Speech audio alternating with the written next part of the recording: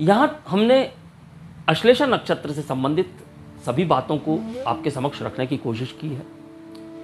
यानी जो भ्रांतियाँ, जो परेशानियाँ अश्लेषा नक्षत्र के जातकों के जीवन में आती हैं, उनसे किस प्रकार से मुक्ति प्राप्त की जा सकती है, वह हमने यहाँ आपके समक्ष रखा है। शुभं कुरुत्वं कल्याणं आरोग्यं धन संपदा।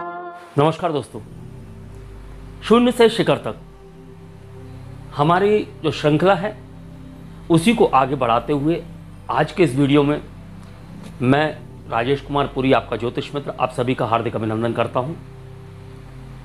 जैसा कि इस श्रृंखला के अंतर्गत हम लोग भावों को पढ़ रहे थे, राशियों को पढ़ रहे थे और नक्षत्रों को पढ़ रहे थे, और हमने पूर्ण रूप से सभी चीज़ों का विस्तारित अध्ययन किया। अब अक्सर एक प्रश्न हर व्यक्ति के समक्ष आता है कि मूल क्या होती है।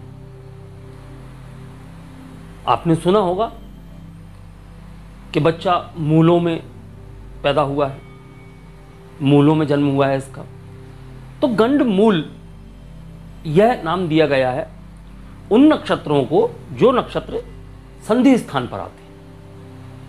अब संधि स्थान पर आने का सीधा सीधा मतलब है कि जैसे हम बात करें गंड मूल की, तो पहला गंड मूल अगर नक्षत्रों की श्रृंखला से हम चलना प्रारंभ करें तो पहला गंड अश्लेषा नक्षत्र का होता है और मूल मघा नक्षत्र में होता है। तो इन दोनों को मिलाकर गंडमूल नक्षत्र कहा जाता है। सामान्य भाषा में कह दिया जाता है कि गंडमूल में जन्म हुआ है। अब इनके प्रभाव जातक के जीवन में विपरीत पड़ते हैं। अब विपरीत पड़ने का कारण भी क्या है? चूंकि यह संधि स्थान है, एक चक्र जहां पूर्ण होता है, यानी कि एक चक्र पूर्ण होने के बाद में कुछ राशियां भी पूर्ण हो चुकी होती हैं। जैसे कि अश्लेषा नक्षत्र का जो अंतिम चरण है उसके समाप्त होते होते कर्क राशि समाप्त हो जाती है, यानी कि दोनों एक साथ समाप्ति पर आते हैं और यहां से एक नई राशि का प्रारंभ होता है और एक नए नक्षत्र का प्रारंभ होता है। तो यह जो संधि स्थान है, यह शून्य की स्थिति जो है, इसे हम गंडमूल की स्थिति मानते हैं। और इन नक्षत्रों में जो नक्षत्र गंडमूल के कहलाते हैं, मूल के कहलाते हैं, इन नक्षत्रों में यदि किसी जातक का जन्म हुआ है तो अक्सर यह कहा जाता है कि विभिन्न विभिन्न चरणों में अलग अलग प्रकार के प्रभाव होते हैं जो कि विपरीत होते हैं। क्या हमेशा ऐसा होता है? नहीं। हमने यहां पर अपने चैनल पर जब वीडियो डालने प्रारंभ किए तो हमें सबसे अधिक जो लोगों के नेगेटिविटी प्राप्त हुई, जो नकारात्मकता प्राप्त हुई, वह अश्लेषा नक्षत्र में जन्मे हुए जातकों से प्राप्त हुई। यानी अश्लेषा नक्षत्र कुछ इस तरीके से प्रस्तुत किया गया है, या यूं कह लीजिए कि उसके अंदर की ऊर्जाएं कुछ इस प्रकार की हैं कि जातक जिनका जन्म अश्लेषा नक्षत्र में हुआ है वह भयभीत रहते हैं, क्योंकि अलग अलग चरणों में अलग अलग प्रभाव होते हैं। हमने सबसे ज्यादा पीड़ित जो जातक देखे हैं वह अश्लेषा नक्षत्र के ही देखे हैं। हालांकि जितने भी बुध के नक्षत्र हैं, अश्लेषा, ज्येष्ठा, रेवती, इन सभी नक्षत्रों में जन्म लिए हुए जातकों में कुछ विशेष परेशानियां देखने को प्राप्त होती हैं। लेकिन गंडमूल के जातक हैं तो यहां पर कुछ विशेषताएं भी इन जातकों के अंदर देखने को प्राप्त होती हैं। यह लोगों से हटकर होती है, इनकी सोच समाज से हटकर चलती है, यह कुछ कर गुजरने को तैयार रहती है। यह सब बातें हमने अपने नक्षत्रों की श्रृंखला में, इन सभी नक्षत्रों के वीडियो में आप देख सकते हैं कि हमने क्या क्या कहा है। वहां हमने सकारात्मकताओं की बात अधिक की, वहां हमने यह जाना कि जातक किस प्रकार के होते हैं। आज हम इन नक्षत्रों में जन्म लिए हुए जातकों के लिए कुछ उपाय लेकर आए हैं। इस श्रृंखला में जो भी वीडियोस बनाए हैं, आप लोगों के समक्ष प्रस्तुत किए हैं, वह सभी हमारी श्रृंखला शून्य से शिखर तक में उपलब्ध है, जिसे आप आई बटन में क्लिक करके वहां जा सकते हैं और देख सकते हैं। और यदि हमारे द्वारा उपलब्ध कराई गई जानकारी आपको अच्छी लगती है, उपयोगी लगती है, गहराई को छूती हुई लगती है, सटीकता के नज़दीक लगती है, तो आप सभी से मेरा अनुरोध है कि वीडियो को लाइक करें, चैनल सब्सक्राइब करें और बेल आइकन का बटन दबा दें, ताकि आने वाले जो ज्ञान के वीडियोज़ हैं वह आपको समय से प्राप्त हो सकें। तो आज हम जो चर्चा प्रारंभ कर रहे हैं वह प्रारंभ कर रहे हैं अश्लेषा नक्षत्र से, क्योंकि जब हम नक्षत्रों की श्रृंखला में देखते हैं तो पहला गंड नक्षत्र जो होता है वह अश्लेषा नक्षत्र होता है और इसकी पूर्ति मूल के रूप में मघा के द्वारा की जाती है। तो आज हम अश्लेषा नक्षत्र के बारे में विशेष चर्चा करेंगे। हमने अश्लेषा नक्षत्र के जातकों को हमारे अश्लेषा नक्षत्र वाले वीडियोस में समझा था। यहां पर हम गंडमूल के प्रभाव को समझेंगे। अब यदि किसी जातक का जन्म अश्लेषा नक्षत्र के प्रथम चरण में हुआ है तो हम प्रथम चरण में यह कहते हैं कि जातक धार्मिकता में डूबा हुआ होगा, धार्मिकता की ओर अग्रसर हो जाएगा। लेकिन साथ ही साथ यह चरण जो है स्वयं जातक के लिए हानिकारक सिद्ध होता है। स्वास्थ्य की दृष्टि से कह सकते हैं, धन की दृष्टि से कह सकते हैं, यानी यह चरण जातक के लिए स्वयं के लिए हानिकारक है। मानसिक पीड़ाएं इस प्रकार के जातकों की अधिक हो सकती हैं, क्योंकि जब हम प्रथम चरण की बात करते हैं तो प्रथम चरण में हमें जो नवांश की ऊर्जा प्राप्त होती है, मेष नवांश की ऊर्जा प्राप्त होती है, यानी मंगल की ऊर्जा प्राप्त होती है, और मेष से हम सिर का विचार करते हैं। जब सिर का विचार करते हैं तो मानसिक पीड़ाओं का विचार भी हम यहाँ प्रथम चरण में करते हैं। जब हम द्वितीय चरण की बात करते हैं तो द्वितीय चरण के जातक महत्वाकांक्षी होते हैं, लेकिन साथ ही साथ गंडमूल की बात करें तो धन हानि की बात कर सकते हैं, परिवार के अनिष्ट की बात कर सकते हैं, माता पिता के संबंधों में खटास की बात कर सकते हैं, यानी माता पिता के मध्य जो संबंध है उनके अंदर समस्याएं आ सकती हैं, उनके अंदर अलगाव हो सकता है। यह इस नक्षत्र चरण में जन्मे हुए जातकों के माता पिता के साथ हो सकता है। हालांकि किसी भी नक्षत्र चरण में यदि जातक का जन्म हुआ है तो वह स्वयं को दोषी कभी भी ना माने, क्योंकि कहीं ना कहीं यदि समस्याएं दिखाई दे रही हैं तो समस्याएं उनकी कुंडली में भी दिखाई देंगी। यानी अगर हम माता पिता की बात कर रहे हैं तो माता पिता की कुंडली में भी इस प्रकार के दोष दिखाई दे सकते हैं, जो उन्हें आपस में बैर भाव रखने पे, मतभेद करने पे मजबूर करते हैं। फिर हम बात करते हैं तृतीय चरण की। तो तृतीय चरण के जातकों के बारे में हम कहते हैं कि नवीन सोच होती है। लेकिन यहाँ तृतीय चरण में यदि जातक का जन्म हुआ है तो जातक के माता के स्वास्थ्य में हानि देखी जा सकती है। दोष स्वयं पर बिल्कुल भी ना लें। माता की कुंडली में भी किसी न किसी प्रकार की स्वास्थ्य हानि के योग भी बनते होंगे। जब हम चतुर्थ चरण की बात करते हैं तो चतुर्थ चरण में जन्मे हुए जातकों में पूर्वानुभास करने की शक्ति जागृत हो सकती है। लेकिन साथ ही साथ जातक स्वयं के लिए, अपने पिता के लिए और अपने भाई के लिए अनिष्टकारी हो सकता है। यानी उसका यह जन्म स्वयं के लिए भी हानिकारक हो सकता है, पिता के लिए हानिकारक हो सकता है या भाई के लिए हानिकारक हो सकता है। यहां हमने सिर्फ इस बात को समझना है कि जातक का जन्म यदि मूलों के किसी चरण में हुआ है तो किस प्रकार की परिस्थितियां जातक के जीवन में देखी जा सकती हैं। अब कुल मिलाकर यदि देखा जाए तो जातक जीवन भर परेशान रहने की मुद्रा में रहता है यदि उसका जन्म अश्लेषा नक्षत्र में हुआ है, क्योंकि हर चरण में कोई ना कोई समस्या यहां दिखाई देती है।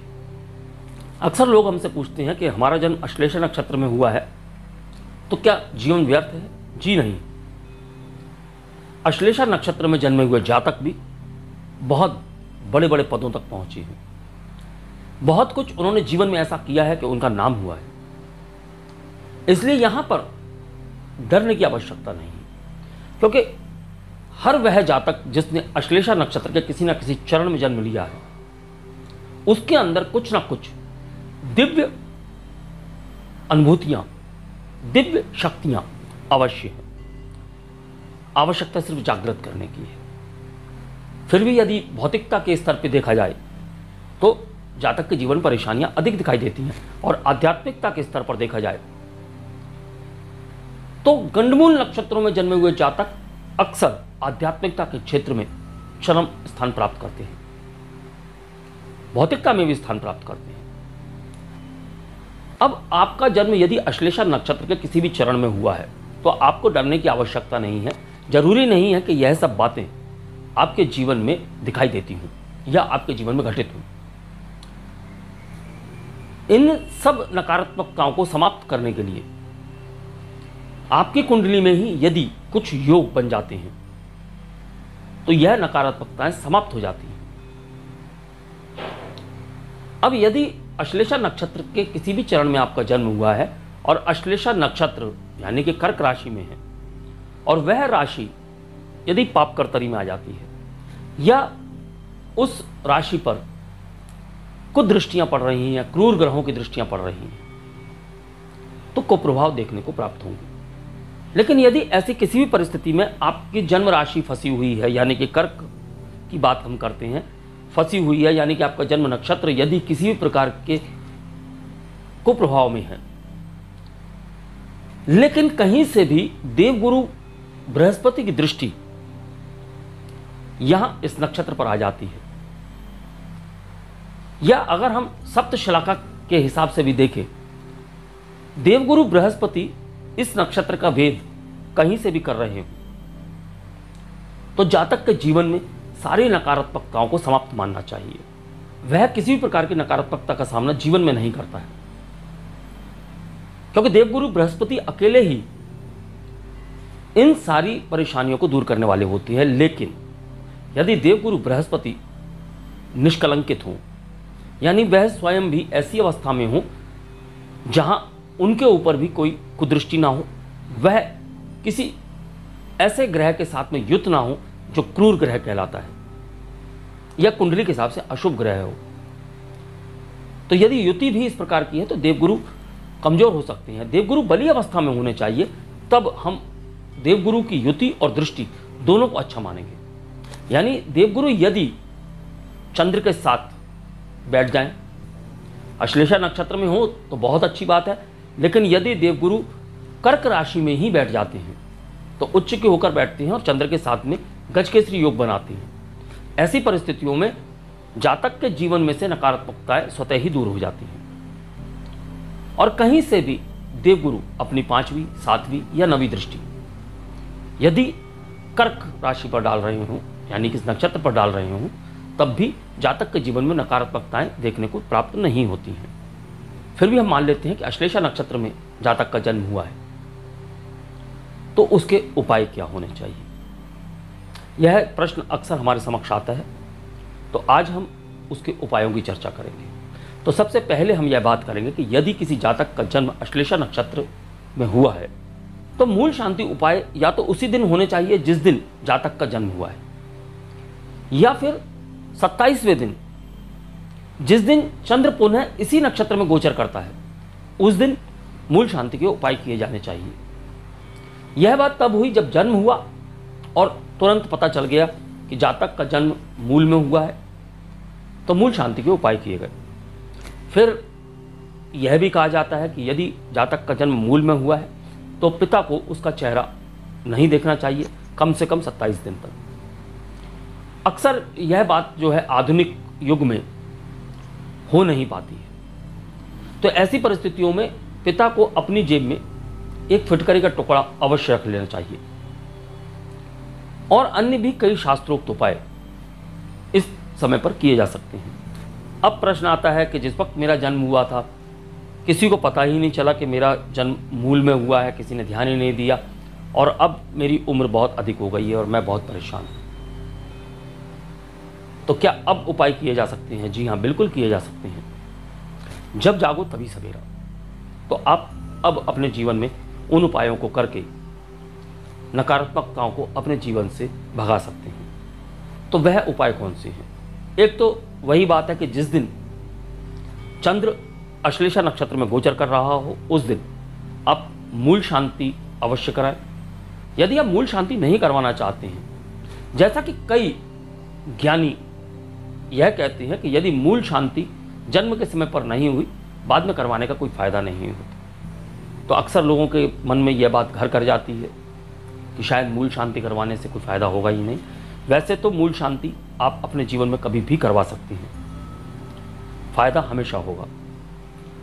लेकिन फिर भी यदि आप चाहते हैं कि आप स्वयं से अपने मूलों को शांत करें, यानी कि अपने मूल का उपाय करें, अपने नक्षत्र की जो नकारात्मकताएं हैं उसका उपाय करें। तो हम यहाँ पर आपको कुछ उपाय, शास्त्रोक्त उपाय बता रहे हैं, आप उन्हें करें और अपने जीवन से अश्लेषा नक्षत्र के नकारात्मक प्रभावों को दूर कर लें।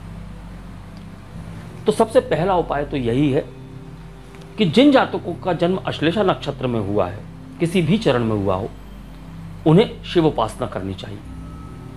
यानी भगवान शिव के वह भक्त हो जाएं, उन्हीं की उपासना करें, उन्हीं के पंचाक्षरी मंत्र का नित्य जाप करें, शिव चालीसा का पाठ करें, शिवलिंग का अभिषेक करें और अपनी पूजा में नित्य नियम से भगवान शिव के विभिन्न स्त्रोतों में से स्त्रोत चुनकर आप उनका पाठ करें।